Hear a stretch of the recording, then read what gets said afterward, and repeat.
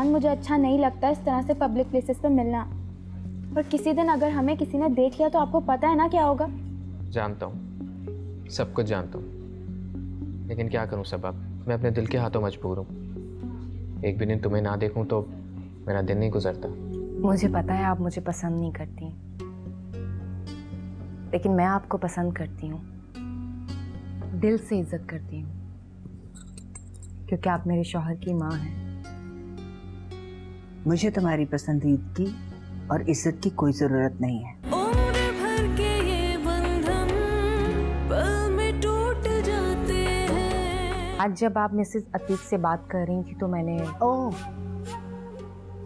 तो तुम हमारी बातें छुप छुप कर सुनती हो?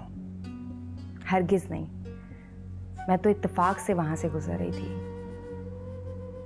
मुझे वो बात बिल्कुल भी अच्छी नहीं लगी। एक शादीशुदा मर्द, जवान बच्चों का बाप।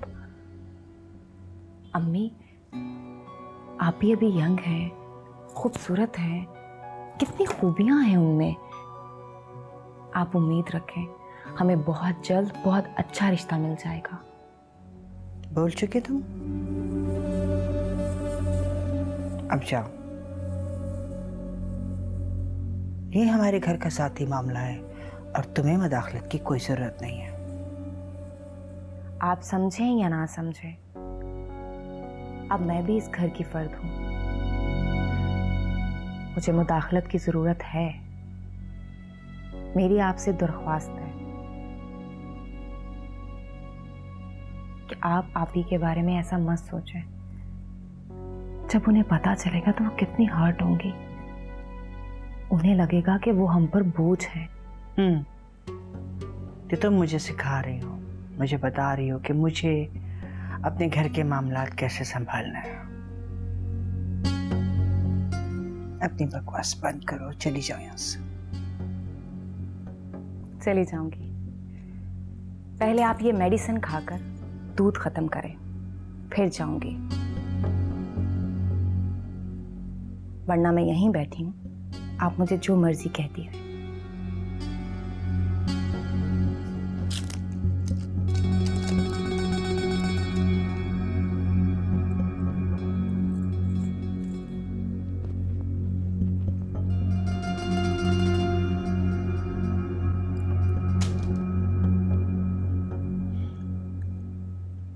चाहे अंजाम जो भी हो सबा, मोहब्बत के सफर पे कदम तो रख दिया है ना।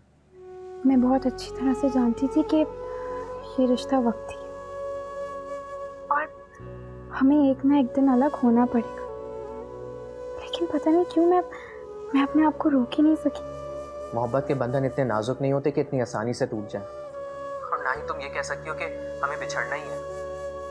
वक्त की किसे क्या खबर, कब पलट जाए। वक्त की खबर नहीं है मुझे, लेकिन अपने घर की हालात की खबर है मुझे, और सबसे बढ़कर अपने माँ की मिजाज की खबर भी है। वो अपने इरादों की बहुत पक्की हैं। जो एक बार फैसला कर लेती है ना, वो करके ही छोड़ती है। और एक घर में 2 शादियां वो कभी भी नहीं करना चाहती। अब ये बात तुम्हें मैं कैसे बताऊं इशान, कि मेरी माँ न सिर्फ तुम्हारी बहन से बल्कि तुम्हारे पूरे ख़ानदान से नफरत करती है, और इसीलिए हमारे एक होने का तो सवाल ही पैदा नहीं होता। चाहे जो भी हो सबा, मैं तुम्हें पाकर ही रहूंगा। इसके लिए चाहे मुझे किसी से भी लड़ना पड़े, कुछ भी करना पड़े, मैं तुम्हारा साथ नहीं छोड़ूंगा। चुप क्यों हो सबा, क्या तुम्हें अपनी मोहब्बत पर यकीन नहीं? मोहब्बत पर तो यकीन है मुझे, लेकिन तकदीर पर नहीं। इतनी मायूस क्यों हो? कम से कम मुझ पे तो भरोसा रखो। मैं तुम्हें पाने के लिए कुछ भी कर सकता हूँ, किसी से भी लड़ सकता हूँ। काश ऐसा ही हो, लेकिन मुझे बहुत डर लगता है। एक बात कहूँ सबा, प्लीज डरना छोड़ दो और मोहब्बत पे भरोसा करो। ये ऐसी दवा होती है कि आपको अनजानी सी ताकत दे देती है, और फिर जिसके भरोसे आप आप सारी दुनिया से लड़ जाते, कुछ भी कर जाते। So please. सबा इस वक्त किससे बात कर रही है? मेरी दुनिया तो तुम हो आशान।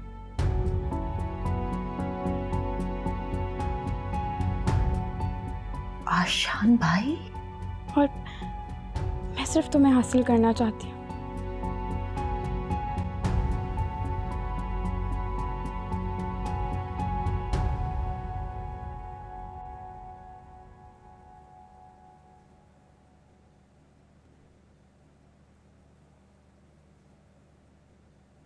क्या हुआ बेटा, अभी तक तुम सोए नहीं? मैं थोड़ा सा काम रह गया था, वो कह रहा हूँ। ठीक है, आप सुबह काम शाम काम, कम से कम रात को तो आराम कर लिया करो। अब जब बिजनेस बढ़ रहा है तो मेहनत तो करना पड़ेगी ना। अल्लाह का लाख शुक्र है कि अल्लाह ने तुम्हारी मेहनत का तुम्हें फल दिया, लेकिन बेटा इंसान के लिए उसकी सेहत का ख्याल रखना भी बहुत ज़रूरी है। हाँ, मैं बिल्कुल ठीक हूँ, आपकी दुआएं हैं ना मेरे साथ।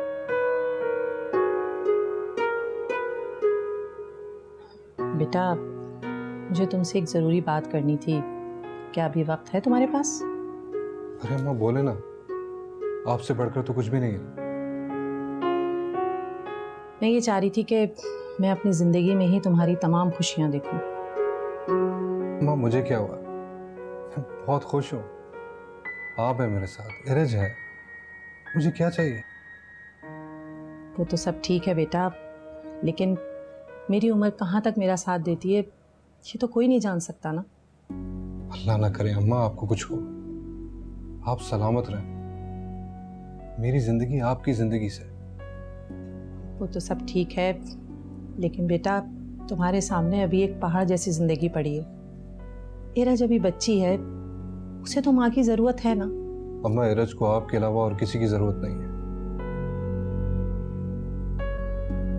और जहां तक मेरा ताल्लुक है तो मैं शादी नहीं करना चाहता। मेरा यकीन रेजा रेजा हो चुका है। ऐसी बात नहीं है बेटा, पांचों उंगलियां कहीं बराबर नहीं होती। तुम मेरी इकलौती औलाद हो, तुम्हारा घर बसाना चाहती हूँ, तुम्हें खुश देखना चाहती हूँ, और मैं वो तमाम खुशियां तुम्हारे दामन में डालना चाहती हूँ जिनके लिए तुम हमेशा महरूम रहे। क्या अपनी माँ की बात नहीं मानोगे? सोचूंगा।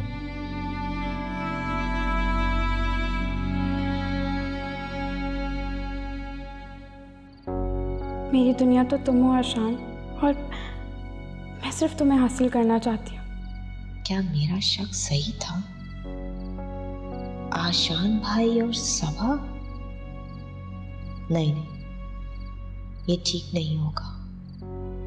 इस घर में एक कयामत और आ जाएगी और निशाना बनेंगे मैं और अम्मा।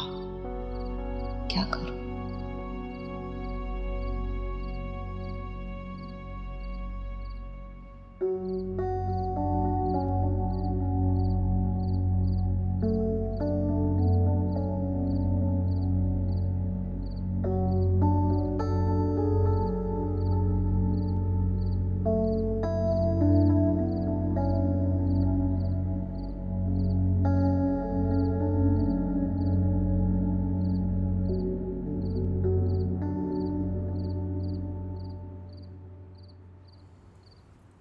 तुम यहाँ अकेले क्या कर रही हो?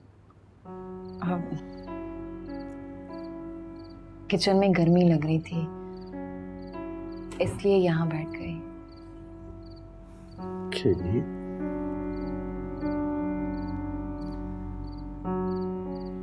इसका मतलब कि सास की खिदमत की जा रही है। दूध का गिलास लेकर मैं उनके कमरे में गई थी।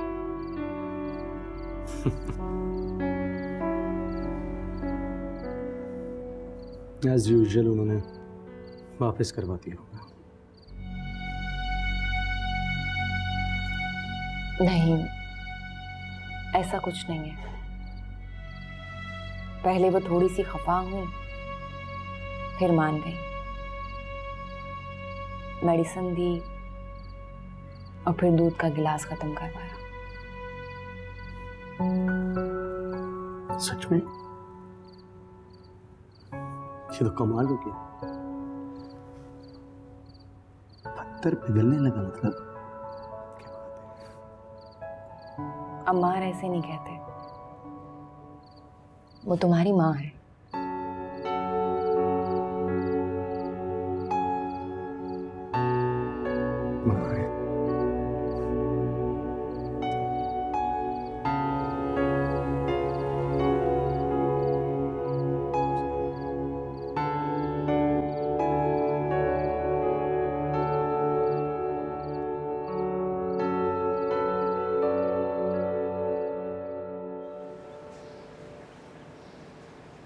अस्सलाम वालेकुम अम्मी।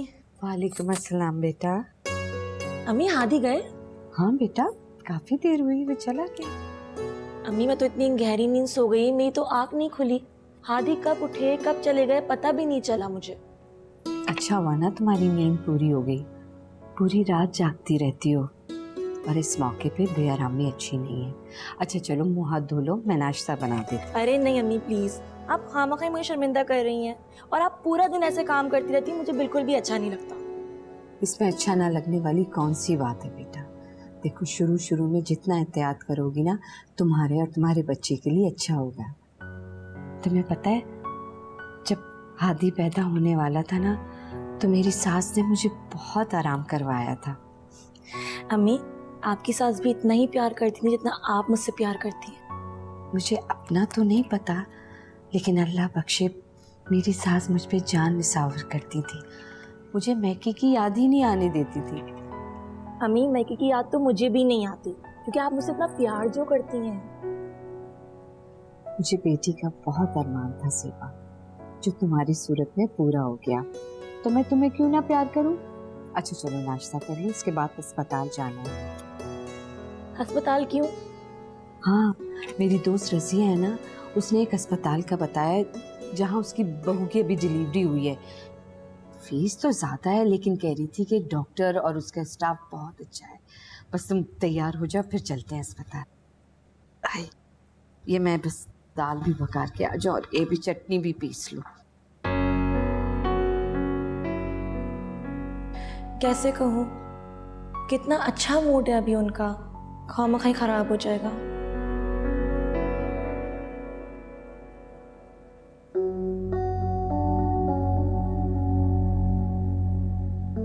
अम्मी आपने बुलवाया था? हाँ बैठ।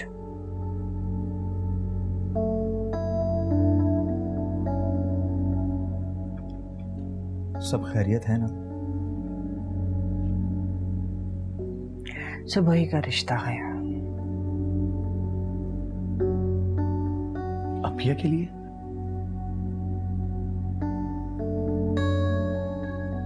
अच्छा कहाँ से, मेरा मतलब क्या करता है लड़का? लड़का नहीं है, शादीशुदा है। शादीशुदा? तुम्हारी बहन भी तो तलाक याफ्ता है, ऐसे ही रिश्ते आएंगे उसके लिए। अच्छा खैर छोड़ेंगे बातें। लड़का शादीशुदा है तो बीवी मर गई है या तलाक याफ्ता है? मर गई है, 4 बच्चे हैं। 4 बच्चे? छोटे हैं? जवान है। अम्मी 4 बच्चे हैं और जवान है, इसका मतलब कि वो आदमी 50-55 साल का होगा।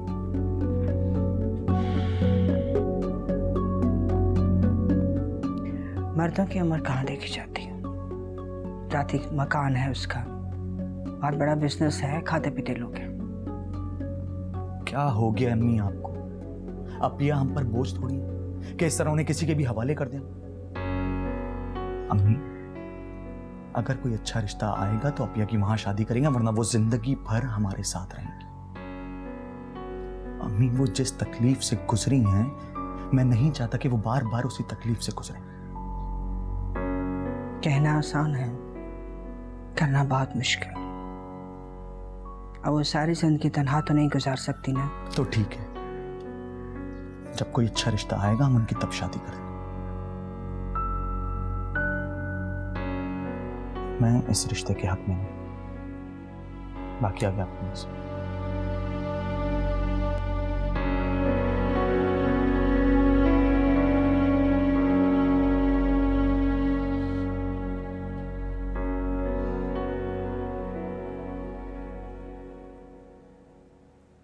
जूही, कब तक सोते रहोगे? क्या हुआ है?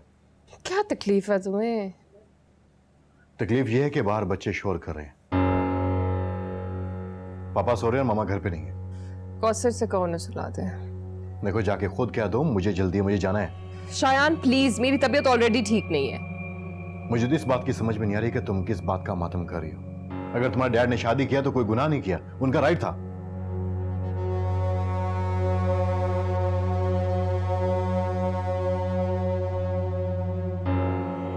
शादी माय फुट।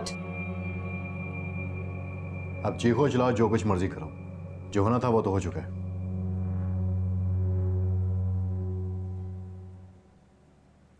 अस्सलाम वालेकुम भाभी। वालेकुम अस्सलाम। खैरियत? आप यहाँ अकेली बैठी हुई हैं? तुम्हारा इंतजार कर रही। मेरा इंतजार? लेकिन क्यों? तुम यूनिवर्सिटी गई थी ना? जी, जाहिर सी बात है, मैं यूनिवर्सिटी के अलावा कहाँ जा सकती हूँ? आशान भाई के पास।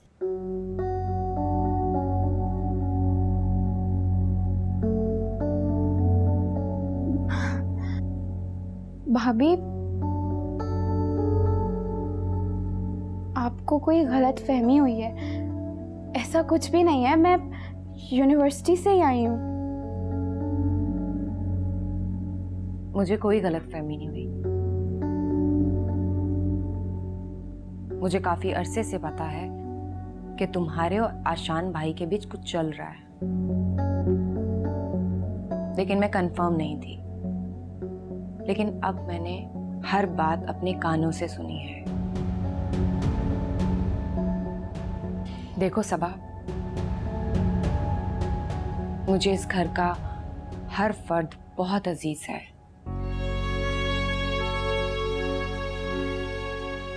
अम्मार के नाते तुम मेरी छोटी बहन हो,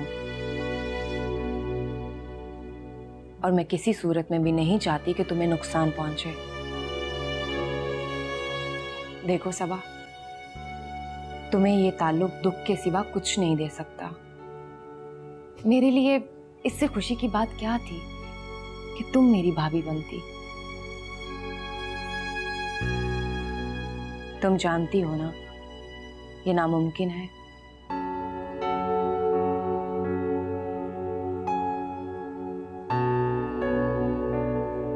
अम्मार की और मेरी शादी जिन हालात में हुई, ये भी तुम्हें पता है।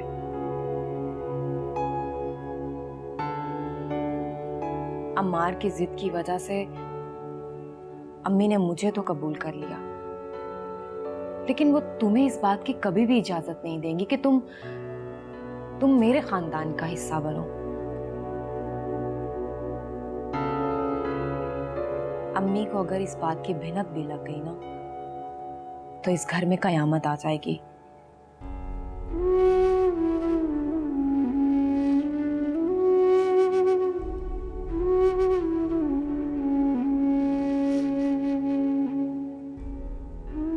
देखो सबा, तुम समझ रही हो ना मैं तुमसे क्या कह रही हूँ? रोक लो अपने कदमों को, इसी में हम सबकी भलाई है।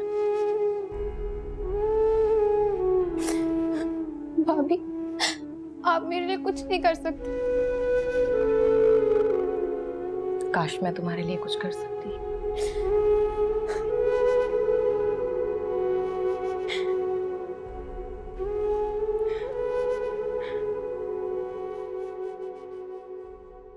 उम्र भर के ये बंधन पल में टूट जाते हैं। दाव पे लग चुकी है, बार बार नहीं लगना चाहती। तुम्हें नहीं लगता कि तुमसे ज्यादा मुझ में समझ है? और मैं जो भी फैसला करूंगी सोच समझ के करूंगी। आप सबा के बारे में सोचिए, वो ज्यादा जरूरी है। मुझे भूल जाइए, मैंने तुम्हारे लिए लड़की पसंद कर ली है। लड़की? कौन लड़की? मेरी क्लब की फ्रेंड है ना मिसेस सादिक, उनकी भांजी है, बहुत प्यारी है और दिल की भी बड़ी अच्छी है। मामा, लेकिन मैंने आपसे कहा है मैं अभी शादी करना नहीं चाहता।